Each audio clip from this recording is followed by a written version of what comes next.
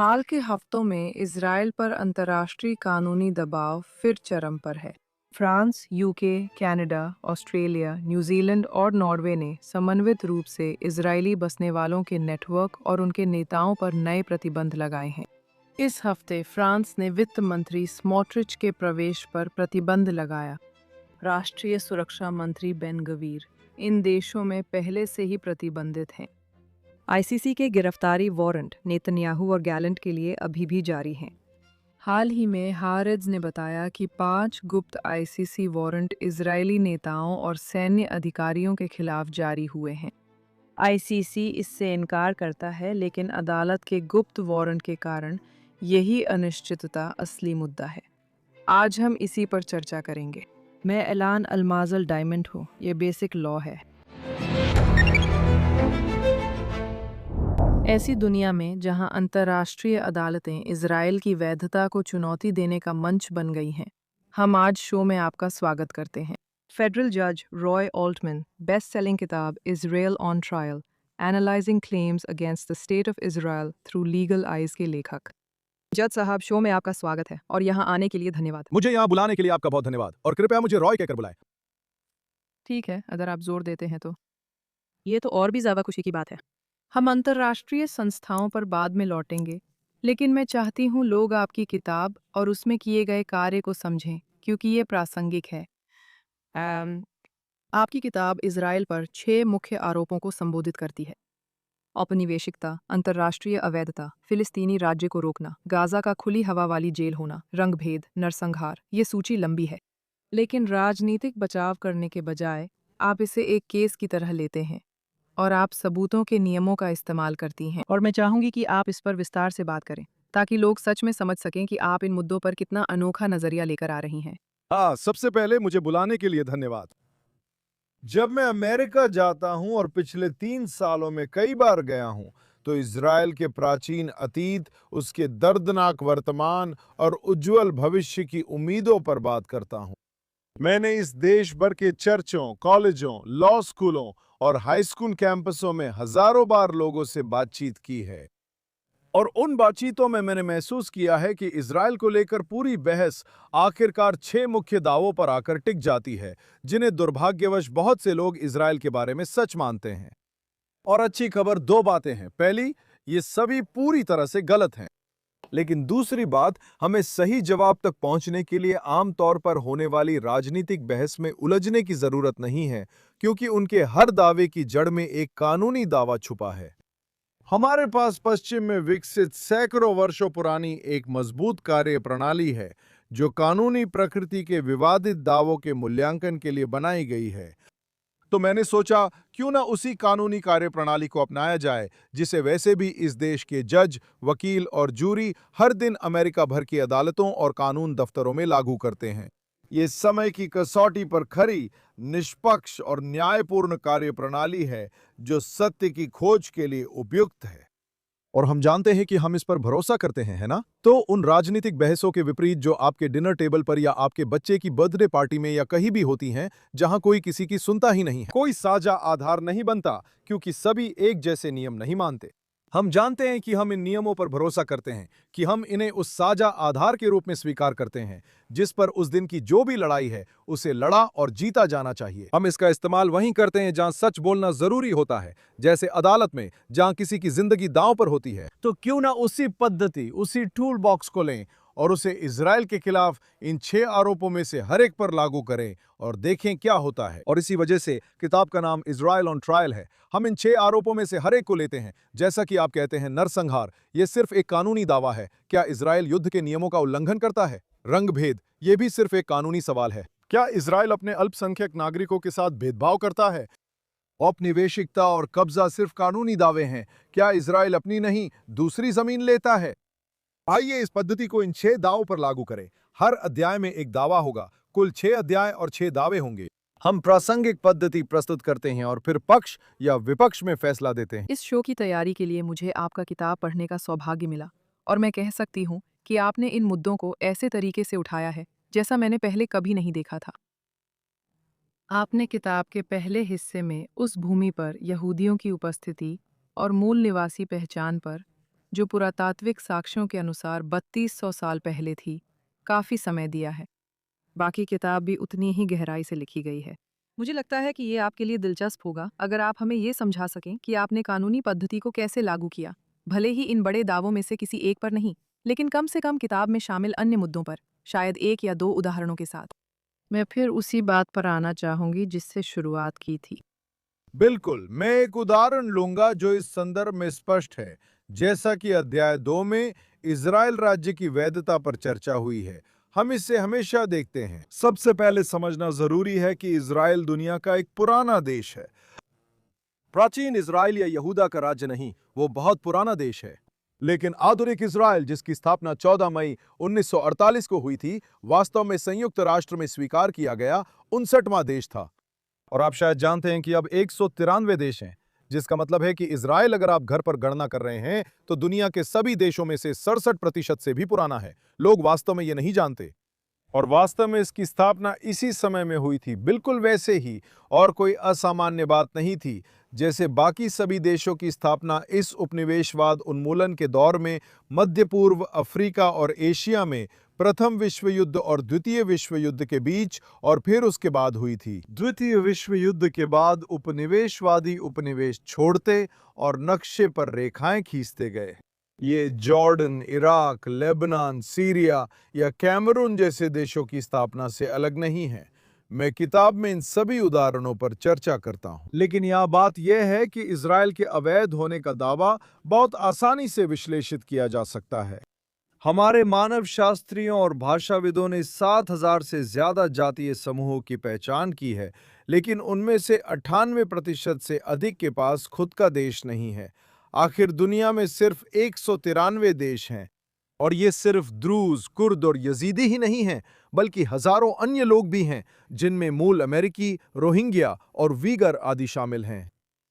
तो ऐसा क्या है कि कोई ऐसा समुदाय जिसे हम सब एक अलग विशिष्ट जातीय समूह मानते हैं, उनके लिए स्वतंत्रता, संप्रभुता और अपना वैध राष्ट्र राज्य प्राप्त करना संभव हो जाता है? खैर, हमारे पास इसके लिए कानूनी परीक्षण है, जैसे कि आपके घर की उचित तलाशी के लिए कानूनी परीक्षण होते हैं, या आप किसी के खिलाफ प्रतिक्रिया कर सकते हैं या नहीं, जिसने कुछ ऐसा कहा जो आपको पसंद नहीं आया, वगैरह।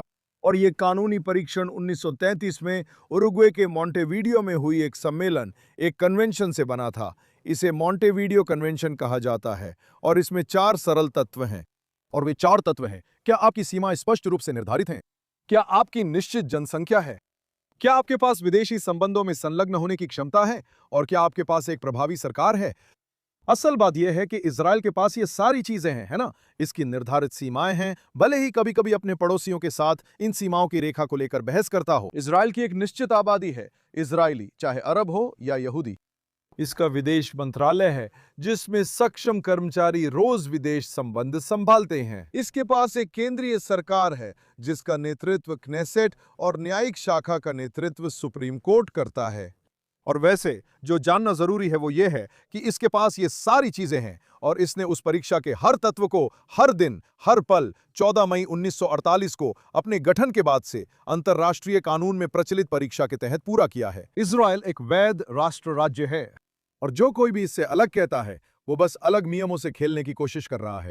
और किताब में जो एक बात कही गई है वो ये है कि पश्चिमी समाज में एक बुनियादी कानूनी सिद्धांत है, जिस पर हम अमेरिका में वकीलों, जजों और जूरी के रूप में हर दिन सोचते हैं। वो ये है, जो चीज बाकी सभी लोगों पर लागू होती है वही यहूदियों पर भी बराबर लागू होनी चाहिए, है ना? कोई शब्द, कोई वाक्यांश या कोई कानूनी कसौटी अश्वेतों, यहूदियों या मूल अमेरिकी लोगों पर एक तरह से और बाकी सभी पर अलग तरह से लागू नहीं हो सकती। ये सब पर बराबर लागू होनी चाहिए। कानून के तहत समान न्याय का यही मतलब है, और अंतर्राष्ट्रीय कानून में भी यही कसौटी लागू होती है, जिस पर इज़राइल पूरी तरह खरा उतरता है। लेकिन बात यह है, दुनिया के 140 से भी ज्यादा देशों ने, जिनमें कई ऐसे देश भी हैं जो इज़राइल को अवैध राज्य मानते हैं, जबकि इज़राइल मॉन्टेवीडियो के सभी 4 तत्वों को पूरा करता है, तथाकथित फिलिस्तीन राज्य को मान्यता दी है। जबकि ये बात निर्विवाद है कि तथाकथित फिलिस्तीन राज्य मॉन्टेवीडियो की 4 तत्वों वाली कसौटी पर खरा नहीं उतरता, बल्कि असफल रहता है, क्योंकि इसकी सीमाएं तय नहीं हैं। और ये बात काबिले गौर है कि 2025 की गर्मियों में फिलिस्तीनी राज्य को मान्यता देने वाले सभी यूरोपीय देशों ने अपनी प्रेस विज्ञप्तियों में एक बार भी ये नहीं बताया कि उस राज्य की सीमाएं क्या हैं, क्योंकि वे ये नहीं चाहते थे कि अगले ही दिन खुद फिलिस्तीनी आकर कह दें कि नहीं नहीं, ये हमारी सीमाएं नहीं हैं। हमारी सीमाओं में हैफा, तेल अवीव, यरूशलेम और अन्य क्षेत्र शामिल हैं, इसलिए कोई नहीं जानता कि सीमाएं क्या हैं। ये मॉन्टेवीडियो परीक्षण में फेल होता है। मान ले इसकी सीमाएं तय भी हों, फिर भी इसमें कोई विवाद नहीं कि इसे प्रभावी सरकार नहीं चलाती। असल में इसे 3 अलग-अलग सरकारें चलाती हैं, जिनमें से किसी को भी ज्यादातर लोग सत्ता में नहीं देखना चाहेंगे। गाजा का लगभग 60% हिस्सा आईडीएफ द्वारा शासित है। फलस्तीन राज्य को मान्यता देने वाला कोई भी व्यक्ति आईडीएफ को सत्ता में नहीं देखना चाहता। 40% क्षेत्र हमास के अधीन है, जिसे मान्यता देने वाले लगभग 140 देशों में से अधिकांश ने इसे फिलिस्तीनी लोगों की वैध सरकार मानने से इनकार किया है। वेस्ट बैंक, जुडिया और समेरिया फिर से शासित हैं, जिनका कुछ हिस्सा इजराइल के अधीन है, जिसे ये देश स्वीकार नहीं करते। दूसरा हिस्सा फिलिस्तीनी प्राधिकरण के नियंत्रण में है, जो भ्रष्ट, अक्षम और अलोकप्रिय सरकार है, जिसे फिलिस्तीनी लोगों का समर्थन नहीं है, जैसा कि सर्वेक्षणों में दिखाया गया है। एकल प्रभावी सरकार के बजाय फिलिस्तीनियों पर 3 अलग-अलग सरकारें शासन करती हैं, जिनमें से किसी के पास वैध शासकीय अधिकार नहीं है। ये मॉन्टेवीडियो परीक्षण में फेल होता है। तो आपने अगला सवाल तैयार कर लिया है और हमें फिर उसी बिंदु पर ले आए हैं, क्योंकि आपने जवाब की शुरुआत भी की थी, वो बहुत विस्तृत था। अगर आपको ये पसंद आया तो किताब पढ़ने के लिए प्रोत्साहित करती हूँ, क्योंकि पूरी किताब ऐसी ही है। और अगर आपको वो जवाब थकाऊ लगा, तो शायद आपको वो किताब नहीं पढ़नी चाहिए। आपको किताब पढ़नी चाहिए। आपको वैसे भी ज़रूर किताब पढ़नी चाहिए, लेकिन छोटे-छोटे हिस्सों में। लेकिन बात यह है कि आपने शुरुआत में राजनीतिक दावों और कानूनी दावों के बीच अंतर किया था। ऐसे कानूनी दावे जिन्हें कानूनी तरीकों से परखा जा सकता है। और फिर हमने इस पर ख़त्म किया कि राज्य इसे मान्यता देते हैं। मुझे नहीं पता कि वास्तव में अपनी नीतियों में कितना देते हैं। नाम के तौर पर फिलिस्तीनी राज्य को अंतर्राष्ट्रीय कानून के अनुसार मान्यता नहीं मिलती, जैसी बाकी को मिलती है। लागू करते हैं। तो मैंने इस अंतर पर थोड़ा सवाल उठाया और मुझे लगता है कि ये वास्तव में अंतर्राष्ट्रीय संस्थाओं के स्तर पर व्यक्त होता है। आप राज्य का बचाव अमेरिकी कानून से कर रहे हैं, जबकि अंतर्राष्ट्रीय संस्थाएं अलग मानकों का पालन करती हैं। तो 2024 में उदाहरण के लिए, जैसा कि हम सभी जानते हैं, आईसीजे ने यह माना कि दक्षिण अफ्रीका द्वारा किए गए दावे कि इजराइल नरसंहार कर रहा है, वे उस दावे की परिभाषा के अंतर्गत आ सकते हैं। जैसा कि हमने शो में कहा था, आईसीसी इजरायली नेताओं को निशाना बना रहा है और पश्चिमी सहयोगी मौजूदा मंत्रियों पर प्रतिबंध लगा रहे हैं। तो मैं सोचती हूँ कि क्या हर कोई बस कानून को गलत तरीके से लागू कर रहा है? आप जानते हैं, अगर हम काफ़ी उदार बनने की कोशिश कर रहे हैं, या फिर ये संस्थाएं बस कब्जे में आ गई हैं और कानूनी तर्क इसलिए थोड़े शायद मुद्दे से हटकर हैं। ये 2 अलग सवाल हैं। पहला ये कि क्या वे कब्जे में हैं और कानून निष्पक्ष लागू कर रहे हैं। वे कब्जे में हैं और निष्पक्षता से कानून लागू नहीं कर रहे। ये स्पष्ट रूप से आईसीसी के लिए सही है और वास्तव में जैसे ही हम आज सुबह रिकॉर्ड कर रहे हैं, आईसीसी ने घोषणा की कि उसने निलंबन कर दिया है। जैसा कि मैं समझता हूं, एक लंबी, विस्तृत और कुछ हद तक गहन जांच के बाद, जिसमें इजराइल के खिलाफ ये आरोप लगाने वाले मुख्य अभियोजक करीम खान के यौन शोषण, यौन दुर्व्यवहार की जांच की गई, करीम खान को निलंबित कर दिया गया है। ये एक असाधारण कदम है और कई मायनों में ये स्वीकारोक्ति है कि कतर, मिस्टर खान स्वयं और आईसीसी के सहयोगियों द्वारा की गई कई कोशिशें, जिसमें उन पर अपने अधीनस्थों के साथ बलात्कार के आरोपों को झूठा साबित करने की कोशिश की गई थी। मुस्लिम महिलाएं थीं, जिनमें से कम एक निश्चित रूप से शादीशुदा थीं, जिसका वो बलात्कार कर रहा था और फिलिस्तीनी मुद्दे का हवाला देकर चुप कर आ रहा था। ध्यान रहे, मैं पहले संघीय अभियोजक था, ठीक है? एक स्वतंत्र और निष्पक्ष अभियोजक का पूरा विचार यही है कि आपको हमेशा जोरदार वार करने चाहिए, लेकिन वे न्याय संगत होने चाहिए। और निष्पक्ष होने का सार यही है कि आप सभी राजनीतिक विचारों, सभी वैचारिक झुकावों को एक तरफ रख दें। अगर आप अभियोजक हैं और सही से काम करते हैं, तो इस पे काफी समय लगता है ना?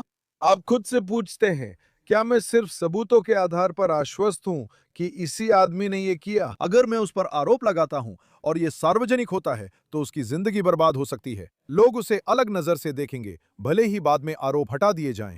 लेकिन यहाँ हम जानते हैं वैसे मुस्लिम महिलाओं के आरोपों से जो मिस्टर खान के लिए काम करती थीं और जिन्हें इजराइल पसंद नहीं है हर तरह से, कि जब वे उनसे कहती थीं आप मेरा बलात्कार कर रहे हैं, मैं शादीशुदा हूं, तो वे उन्हें चुप करा देते थे। ये मुस्लिम इस्लामी कानून के अनुसार नहीं है, ये घरेलू कानून के अनुसार भी नहीं है। मैं लोगों का ध्यान इस ओर लाना चाहता हूं। मैं चाहता हूं कि ये रुके। वो कहते थे, लेकिन सोचो इससे हमारे मकसद को, फिलिस्तीनी मकसद को, इजराइल विरोधी मकसद को क्या नुकसान होगा?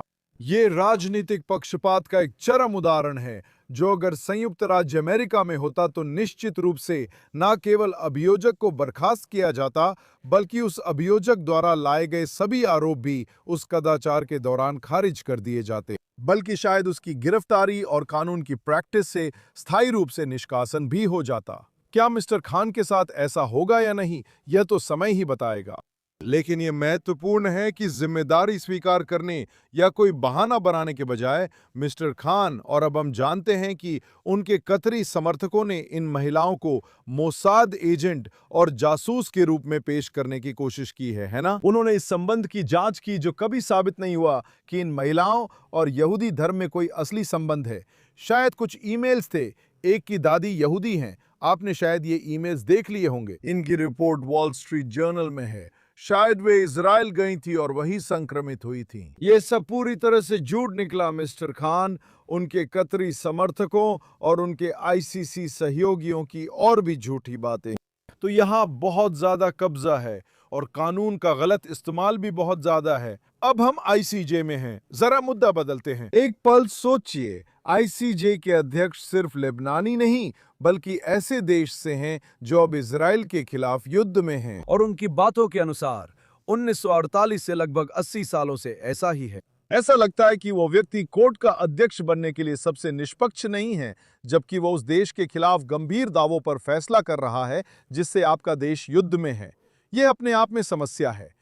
इस कोर्ट के जज बनने से पहले उनका लंबा रिकॉर्ड रहा है, जिसमें उन्होंने इजराइल के खिलाफ पक्षपात और इंटरनेट पर गलत बयान दिए हैं जो झूठे साबित हुए हैं। यही व्यक्ति कोर्ट प्रभारी है, इसलिए यह अदालत काफी हद तक प्रभाव में है और कानून का गलत इस्तेमाल हो रहा है। इससे हम अपनी मूल बात पर लौटते हैं, पर इसका मतलब यह नहीं कि कानून की भूमिका नहीं है। और मैं ऐसा क्यों कहता हूं? मैं ऐसा इसलिए कहता हूं क्योंकि असली लड़ाई यहां करीम खान से नहीं है। असली लड़ाई यहां आईसीजे कोर्ट के अध्यक्ष से नहीं है। असली लड़ाई यहां दिलों के साथ है, पश्चिमी सभ्यता के लोगों के दिल और दिमाग के लिए है। सच्चाई यह है कि मैंने अपना पूरा जीवन अमेरिकी के रूप में और पिछले 3 साल इस महान देश में यात्रा करते हुए बिताए हैं। एक चर्च से दूसरे चर्च, एक स्कूल से दूसरे स्कूल। अमेरिका का क्या मतलब है, उसका इजराइल से रिश्ता कैसा है और कैसा होना चाहिए, इन सब पर हजारों बातचीतें की हैं। ज्यादातर अमेरिकी अच्छे, सभ्य, ईमानदार लोग हैं जिनका दिल और दिमाग दोनों खुले हैं। अगर आप उनके अंदर गहराई तक जाएं तो आप क्या पाएंगे? उन्हें नियमों का पालन पसंद है और वे ऐसे लोगों का सम्मान करते हैं। वे जानते हैं कि हर कोई हमेशा नियमों का पालन नहीं कर सकता, क्योंकि कोई भी परफेक्ट नहीं है। अगर आप धार्मिक व्यक्ति हैं तो आप जानते हैं कि भगवान ने हमें बताया है कि हम अपूर्ण हैं। अगर आप सिर्फ एक इंसान हैं जो इस दुनिया में रहते हैं तो आप जानते हैं कि इंसान अपूर्ण होते हैं, और इंसानों का कोई भी समूह, जिसमें देश भी शामिल हैं और खासकर देश, वे भी अपूर्ण होंगे। अगर हम दिखा सकें कि इस विवाद में एक तरफ वे लोग हैं जो पूरी कोशिश करते हैं कि वे कानून का पालन और सम्मान करें, और दूसरी तरफ आपके पास एक जिहादी सेना है जिसका पूरा मकसद सिर्फ कानून का पालन न करना ही नहीं, बल्कि कानून के मूल तत्वों को नष्ट करना है। नतीजा ये होगा कि व्यवस्था, कानून और नियमों पर टिकी वो दुनिया जैसी हम आज उसे समझते हैं फिर मौजूद नहीं रहेगी। अगर आप इसे ज्यादातर अमेरिकियों को सामान्य समझ, तार्किक तरीके से, बिना भावनाओं, बिना राजनीति, बिना चिल्लाई दिखाते हैं, तो समय के साथ ज्यादातर अमेरिकी इसे समझेंगे और इससे सहमत होंगे। खैर, इससे एक और सवाल उठता है, और मैं एक गर्वित अमेरिकी के रूप में आपकी राय से सहमत हूँ और पूरी तरह से इस विचार का समर्थन करता हूँ कि अधिकांश, और मैं कहूँगी कि भारी बहुमत में अमेरिकी वैसे ही हैं जैसा आपने बताया। लेकिन मैं कहूँगी कि शायद आज के इस दौर में अ, जिसमें यहूदी विरोधी भावनाएं, हिमल, मौखिक हमले और निश्चित रूप से भेदभाव बढ़ रहा है, लोग पूछ रहे हैं कि क्या वे तथ्यों के बाद की दुनिया में रह रहे हैं, और ये चीज़ निश्चित रूप से एक पॉडकास्ट वर्ग द्वारा और बढ़ाई जा रही है, जो उन बहुत सी झूठी बातों को आवाज़ दे रहा है जिन्हें आप अपनी किताब में खारिज कर रही हैं, लेकिन उनकी लोकप्रियता बढ़ती जा रही है। तो आप उस भावना को कैसे देखती हैं, और क्या इस तरह के तथ्यों के बाद के माहौल में लोगों से बात करने के लिए इस किताब की कोई जगह है? खासकर उस माहौल में जिसे आप तथ्यों के बाद का माहौल कहेंगे। मुझे नहीं लगता कि मैं इसे ऐसे कहूंगा। मैं तो बस कहूंगा आपका शो में स्वागत है। तेजी से। लोगों के लिए ये मुश्किल होता जा रहा है। इसमें उनकी गलती नहीं है। लोगों के लिए तथ्य और कल्पना में फर्क करना अब पहले से ज्यादा मुश्किल हो गया है। एक कारण यह है कि दुनिया की सबसे बड़ी और सबसे शक्तिशाली कंपनियां, जिन्होंने अब तक के सबसे प्रतिभाशाली वैज्ञानिक दिमागों को हजारों की संख्या में नौकरी दी है, और फिर वे अपनी जबरदस्त बौद्धिक शक्ति को एक ही उद्देश्य की ओर लगाते हैं, और वो है उपभोक्ताओं के दिमाग को अपने हिसाब से मोड़ना। ऐसे एल्गोरिदम जो गुस्सा दिलाते हैं, इको चैम्बर में डालते हैं और दिमाग को हर दिन उसी में उलझाए रखते हैं। ऐसे माहौल में सच और झूठ में फर्क करना मुश्किल हो जाता है, जो मुझे बड़ी समस्या लगती है। लेकिन ठीक ऐसे ही हालात में, हमारे जैसे समय में, जहां सच में पश्चिमी सभ्यता की भविष्य की समृद्धि और पूरे नियम आधारित व्यवस्था, जिसमें इसकी चमक भी शामिल है, दांव पर लगी है, अमेरिका संतुलन में लटका हुआ है, एक नाजुक किनारे पर, जिसे संभालना हमारी जिम्मेदारी है। ऐसे लोग जो परवाह करते हैं, जो सच जानते हैं, जो इस असंगति को समझते हैं कि जो बताया जा रहा है और जो जमीन पर हो रहा है उसमें कितना फर्क है। दुनिया में बाहर जाकर फिर से तर्क, लॉजिक और सामान्य समझ के आधार पर लोगों को समझाना कि असल में क्या हो रहा है, यही मैंने इस किताब के जरिए करने की कोशिश की है। यही मैंने निष्पक्ष सोच वाले जजों को लाकर करने की कोशिश की है। ऐसे लोग जिन्होंने अपने देश की सेवा में अपना पूरा जीवन सबूत इकट्ठा करने, प्रमाण की जिम्मेदारी, तर्क और सामान्य समझ में लगा दिया है। उन्हें इजराइल लाना और दिखाना कि गाजा, सीरिया, लेबनान में वास्तव में क्या हो रहा है।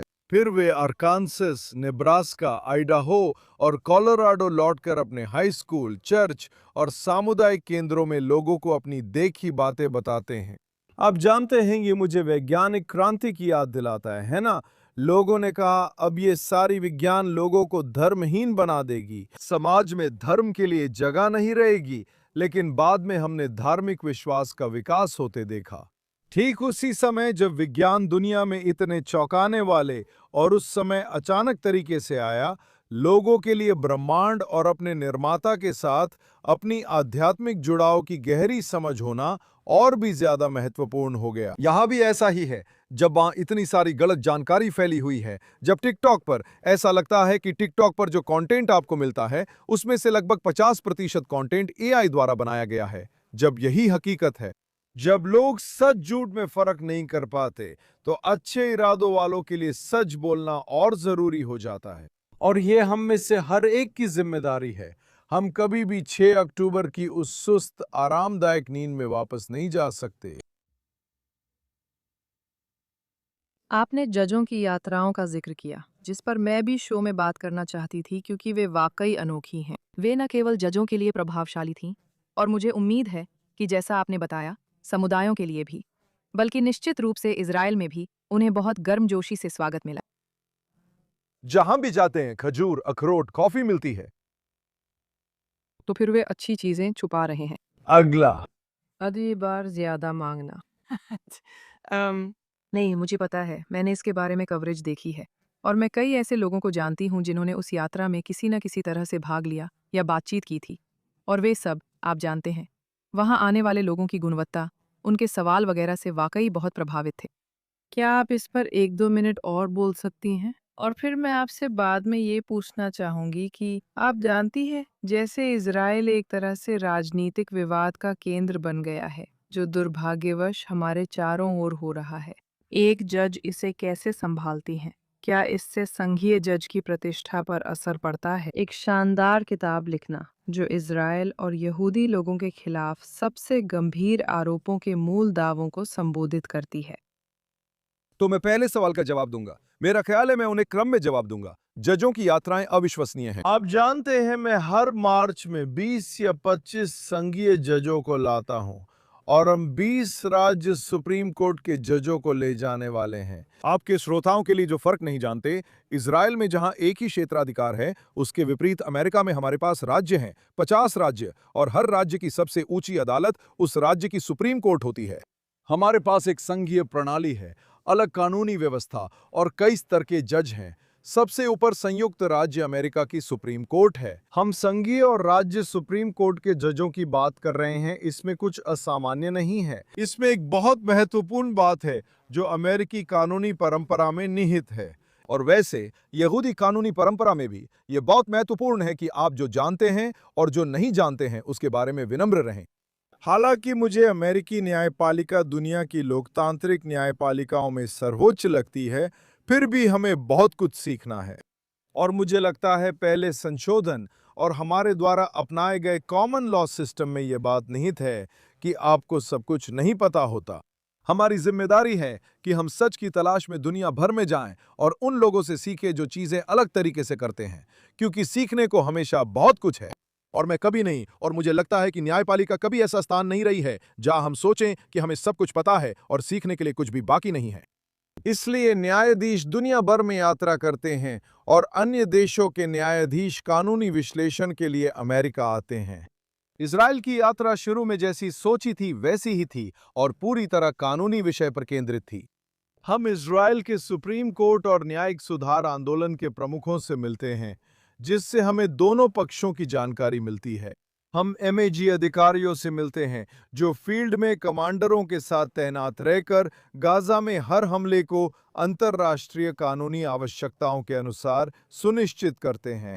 हम उत्तर में जाते हैं और देखते हैं कि इजराइल अपने अल्पसंख्यक नागरिकों के साथ किस तरह से व्यवहार करता है, जिसमें न केवल उसके अरब, मुस्लिम और ईसाई अल्पसंख्यक शामिल हैं, बल्कि उसके ड्रूज, बहाई और अन्य अल्पसंख्यक समुदाय भी शामिल हैं।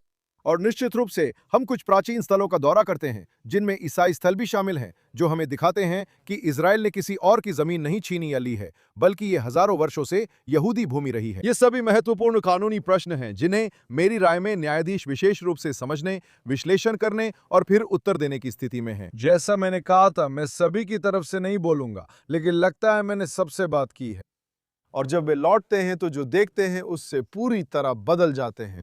और वो अंतर, वो असंगति जो हम वहां देखते हैं, जो वास्तव में हो रहा है और जो यहाँ घर पर समाचारों में बताया जा रहा है, वो बहुत बड़ी है। एक व्यक्ति के रूप में जिसने जीवन सत्य की खोज, साक्ष्य एकत्र करने और न्याय की तलाश में समर्पित किया है। ये आपको सच बोलने के लिए मजबूर करता है। यही हमने देखा है।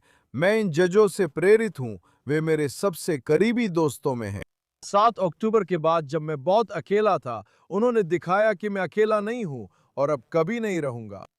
और वे मेरे असली हीरो हैं, आखिरी वाले। वैसे दोनों पार्टियां और हर समुदाय के लोग सच्चे समर्पित जनसेवकों का अद्भुत समूह है।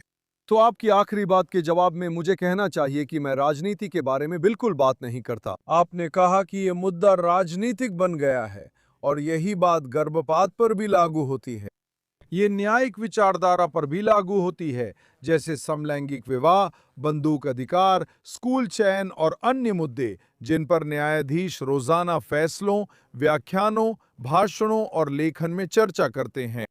कानूनी प्रकृति के सवालों पर बात करने में कोई बुराई नहीं है, भले ही बाद में राजनेता उन कानूनी सवालों को चुनाव के मौसम में राजनीतिक मुद्दा या फुटबॉल बना दे। असल में कहना कि कोई राजनेता बाद में किसी मुद्दे को राजनीतिक बना दे, तो न्यायाधीश को उसके कानूनी निहितार्थों पर पहले से टिप्पणी करने की अनुमति नहीं है, काफी असामान्य होगा। दूसरे शब्दों में, जब वो राजनीतिक सवाल बनता है तब से पहले और स्वतंत्र रूप से। इसी कारण न्यायाधीश अक्सर कानूनी व ऐतिहासिक विषयों पर किताबें लिखते हैं। न्यायमूर्ति गोरसच ने हाल ही में संस्थापक पीढ़ी के बारे में एक शानदार किताब लिखी है। न्यायमूर्ति ब्रेयर ने प्रशासनिक राज्य के बारे में एक किताब लिखी थी। अब इन सभी में निहित रूप से ऐसे मुद्दे हैं जो अंततः कुछ हद तक राजनीतिक बन जाते हैं, है ना? संस्थापक पीढ़ी का क्या मतलब था? क्या वो संस्थापक पीढ़ी नस्लवादी थी? क्या क्रांति का उद्देश्य वर्गीय अर्थव्यवस्था या वर्चस्व बनाए रखना था, जैसा हाल ही में कुछ लोगों ने कहा? जस्टिस गोरच ने कहा ऐसा नहीं था और मैं उनसे सहमत हूं। लेकिन किसी भी हाल में सिर्फ इसलिए कि वो चीज, वो मुद्दा राजनीतिक बन गया है, इसका मतलब ये नहीं है कि उनके लिए उसे लिखना अनुचित था। और इसलिए जाहिर है मैं उन चीजों के बारे में बात नहीं करता जो राजनीतिक हैं। मैं कभी नहीं कहूंगा कि कोई राजनेता अच्छा या बुरा है, या किसी कानून या बिल का समर्थन या विरोध करता हूं। मैं ऐसा नहीं करता। और मैं निश्चित रूप से कभी भी किसी एक पार्टी के बारे में बात नहीं करूंगा या उसका समर्थन नहीं करूंगा। मुझे लगता है कि ऐसी चीजें अनुचित होंगी। लेकिन बेशक, जैसा कि आप जानते हैं, और मुझे लगता है कि शायद इसी वजह से आपने सवाल का जवाब दिया, किताब का इन चीजों से कोई लेना देना नहीं है। आप जानते हैं, लोग कहते हैं मुझे आपकी किताब इसलिए पसंद नहीं आएगी क्योंकि मुझे बीबी या ट्रंप पसंद नहीं है, या कोई और कारण है, आप जानते हैं। और मैं हमेशा कहता हूं, बढ़िया, किताब में दोनों में से किसी का भी जिक्र नहीं है। इसका दोनों में से किसी से कोई लेना देना नहीं है। किताब इतिहास के बारे में है और कानून के बारे में है। न्यायाधीश हमेशा इतिहास और कानून पर लिखते आए हैं और उम्मीद है आगे भी लिखते रहेंगे। तो मैं पूछना चाहूंगी, मैं आपकी किताब के कुछ निष्कर्षों पर सवाल पूछना चाहती हूँ। किताब 7 अक्टूबर के बाद बढ़ती यहूदी विरोधी भावना का डरावना दृश्य दिखाकर खत्म होती है। आप उन्हीं आंकड़ों का हवाला देती हैं जिन पर हमने पहले चर्चा की थी, जिसमें FBI रिपोर्टें दिखाती हैं कि यहूदी धर्म आधारित घृणा अपराधों के सबसे बड़े शिकार हैं। नहीं, बल्कि सभी अन्य धर्मों को मिलाकर भी यहूदी सबसे ज्यादा निशाना बनाए जाते हैं। ये एक बहुत बहुत महत्वपूर्ण बात है। ठीक है, और फिर आप उदाहरणों की एक सूची बताते हैं, चाहे वह मातिस्याहू कॉन्सर्ट का रद्द होना हो। दुर्भाग्यवश एक फ्रांसीसी किशोरी के साथ भयानक बलात्कार सिर्फ इसलिए हुआ क्योंकि वह यहूदी थी। आप आयान हिरसी अली का भी हवाला देती हैं, जिन्होंने कहा था कि इज़राइल को बदनाम करना और उसके समर्थक यहूदियों को दोषी ठहराना मकसद है और उन्हें गरिमा व सुरक्षा में से चुनने पर मजबूर किया जाता है। तो मैं आपसे एक कानूनी विशेषज्ञ, पूर्व अभियोजक और अब एक जज के रूप में पूछती हूँ कि कानून वास्तव में इस लड़ाई में कहाँ मदद करता है, चाहे वो इससे संबंधित हो फिर से मौखिक हमला, हिंसक हमला, भेदभाव या अन्य मुद्दों से। और कानून की सीमा क्या है? ये कहाँ पर पर्याप्त नहीं है? ठीक है, जहाँ लोगों को समस्याएं कम करने के वैकल्पिक रास्ते सोचने पड़ते हैं। मुझे कहना है कि ये किताब मैंने जज के रूप में नहीं लिखी थी। मैंने ये किताब एक ऐसे अमेरिकी के रूप में लिखी है जिसे सच्चाई और पश्चिमी सभ्यता के भविष्य की गहरी परवाह है, जिसे मैं इज़राइल के भविष्य के साथ गहराई से जुड़ा हुआ मानता हूँ, जो बर्बरता और निहिलिज्म के साथ हमारी लड़ाई में सबसे आगे है। आपके सवाल का सीधा जवाब देने के लिए उदाहरण के तौर पर कॉलेजों के बारे में सोचना आसान है। लोग अक्सर कहते हैं कि ये नफरत फैलाने वाली बात है, इसलिए आपको इसे कहने की इजाजत नहीं होनी चाहिए। ठीक है, मैं किसी खास मामले में गहराई से नहीं जाऊंगा क्योंकि ऐसे मामले मेरे सामने आ सकते हैं, लेकिन कानून तो साफ तौर पर यही कहता है कि आपको ऐसे बयानों को सहन करने में सक्षम होना चाहिए जो आपके लिए बेहद आपत्तिजनक हों, जिनसे आप पूरी तरह असहमत हों। यही पहले संशोधन का सार है। ये स्वतंत्र, बहुलवादी और खुले समाज में रहने का मूल है। ये नाजी मार्च के स्कोकी, इलिनॉय में हुए फैसले में निहित और स्पष्ट है, जहां नाजियों को मार्च करने की अनुमति दी गई थी, खासकर उस इलाके में जहां हॉलोकॉस्ट से बचे सबसे ज्यादा लोग थे। ठीक इसीलिए कि सबसे घृणित विचारों को भी बोलने का मौका मिलेगा। हम मानते हैं, जैसा कि आप जानते हैं, एक न्यायाधीश ने कहा था कि धूप सबसे अच्छा कीटाणुनाशक है। हम हमेशा यही मानते आए हैं, पर एक सीमा होती है। तो सीमा क्या है? आप किसी को सीधे हिंसा के लिए नहीं उकसा सकते। आप ये नहीं कह सकते, जाओ इलाना को मार दो क्योंकि वो यहूदी है। आप किसी को सीधे धमकी नहीं दे सकते। आप ये नहीं कह सकते, ठीक है रॉय, मैं तुम्हें और तुम्हारे बच्चों को मार दूंगा, ठीक है? ये एक धमकी है। ऐसी बातें सुरक्षित नहीं हैं। और फिर व्यवहार सुरक्षित नहीं है। उदाहरण के लिए, जब मैं अमेरिकी कैंपसों में था तो कुछ बच्चे मेरे पास आकर बताते थे कि वे रोज घर लौटते हैं और उनके दरवाजों पर स्वास्तिक का निशान होता है। ये भाषण नहीं है, भले ही वो अभिव्यक्ति से जुड़ी चीज लगे, क्योंकि यह किसी और की संपत्ति में घुसपैठ है। सही है, बच्चों का डॉर्म रूम। और फिर ये छात्र जाते थे और वे किसी आरए या जो भी फ्लोर का प्रबंधन कर रहा था उसके पास जाते थे और कहते थे, देखिए यहाँ स्वास्तिक का निशान बनाया गया है। और आरए कहता था, ठीक है, तुम इसके लायक हो। तो हम कुछ नहीं कर सकते क्योंकि तुम यहूदी हो। इसलिए ये अलग उल्लंघन है, क्योंकि कानून किसी को किसी की संपत्ति पर अतिक्रमण की अनुमति नहीं देता और ना ही किसी संस्था जैसे विश्वविद्यालय को ये कहने की अनुमति देता है कि हम किसी और समूह के साथ ऐसा नहीं होने देंगे, लेकिन अश्वेतों के साथ होने देंगे या यहूदियों के साथ होने देंगे। हमने उन्हें नैतिक और सामाजिक बहिष्कार के लिए अलग किया है, जबकि कानून इसे साफ मना करता है। और फिर जाहिर है हमारे पास आखिरी मामला है, जैसे कि उदाहरण के लिए येल में हमने यहूदी बच्चों को छाबाद में जाते हुए देखा, जहां मैं भी वहां छात्र होने के दौरान जाया करता था। सर्दियों के समय में दूसरे छात्र उन पर जमी हुई पानी की बोतलें, असल में बर्फ के टुकड़े फेंकते थे जब वे येल के छाबाद में जा रहे थे। हमने हार्वर्ड में देखा, छात्रों ने एक यहूदी छात्र को घेरकर उसके क्लासरूम या डॉर्म रूम जाने से रोका। ऐसा पूरे देश में भी देखा गया। ये शारीरिक हमला है, अभिव्यक्ति से इसका कोई लेना देना नहीं है और ये कानून के तहत संरक्षित नहीं है। मेरी समझ में ये 3 श्रेणियां हैं जो पहले संशोधन के तहत क्या सुरक्षित है और क्या नहीं को समझने में मदद करती हैं।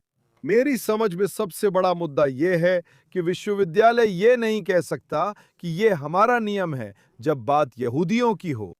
हमारे पास एक अलग नियम है जो बाकी सब पर लागू होता है। ऐसा तब भी होता है जब विश्वविद्यालय कहते हैं, मान लीजिए किसी रूढ़िवादी ने कक्षा में समलैंगिक विवाह या ट्रांसजेंडर अधिकारों पर कुछ कहा हो, या 1860-70 के दशक में अमेरिका में समान संरक्षण संशोधनों के इतिहास पर। इसे इन परिसरों में से किसी एक पर अलोकप्रिय और सामाजिक रूप से अस्वीकार्य माना गया और विश्वविद्यालय के खिलाफ मुकदमा दायर कर दिया गया। निजी विश्वविद्यालय अक्सर मुकदमा खारिज करने की कोशिश करते हैं, ये कहते हुए कि वे निजी संस्था हैं और पहले संशोधन केवल सरकार पर लागू होता है। अब जब यहूदी लोग दावे दर्ज कर रहे हैं और कह रहे हैं, अरे आपने कैंपस में मुझसे ये बातें कहीं और ये मेरे लिए धमकी भरा था और इसने मेरे अधिकारों का उल्लंघन किया और ये नफरत भरी भाषा था और इसने स्कूल के नियमों का उल्लंघन किया। अब विश्वविद्यालय मुकदमा खारिज करने की याचिका देकर कह रहे हैं कि हम भाषण को दंडित नहीं कर सकते क्योंकि हम पहले संशोधन का पालन करते हैं। आप दोनों बातें एक साथ नहीं कह सकते हैं ना। आप पहले संशोधन का पालन केवल तब नहीं कर सकते जब शिकायत करने वाले यहूदी हों और फिर जब बाकी सभी हों तो कहें कि आप पहले संशोधन का पालन नहीं करते। यही भेदभाव इन दावों के केंद्र में है। हर मामले में दावा कानूनी रूप से ठहरता है या नहीं, इसका मुझे पता नहीं है। क्या आज का कानून उन अल्पसंख्यकों को पर्याप्त सुरक्षा देता है जो उसी तरह की चुनौतियों का सामना कर रहे हैं जैसी चुनौतियों का सामना यहूदी कर रहे हैं? मुझे लगता है कि हाँ, देता है। मैं जिज्ञासु थी और इस किताब की फिर से सिफारिश करूंगी। पढ़ने पर मुझे गहरा प्रभाव पड़ा था। मैं आशा करती हूँ कि भविष्य में आपको शो पर अन्य मुद्दों पर फिर से बुला सकूं। और मैं जानती हूँ कि आप एक ऐसे प्रचार दौरे के बीच में हैं जो सबसे अच्छे मायनों में कभी खत्म होता नहीं दिख रहा है। तो अभी के लिए मैं आपको जाने दूंगी, लेकिन मैं सच में इसकी सराहना करती हूँ कि आपने शो पर आने के लिए समय निकाला। मुझे बुलाने के लिए धन्यवाद।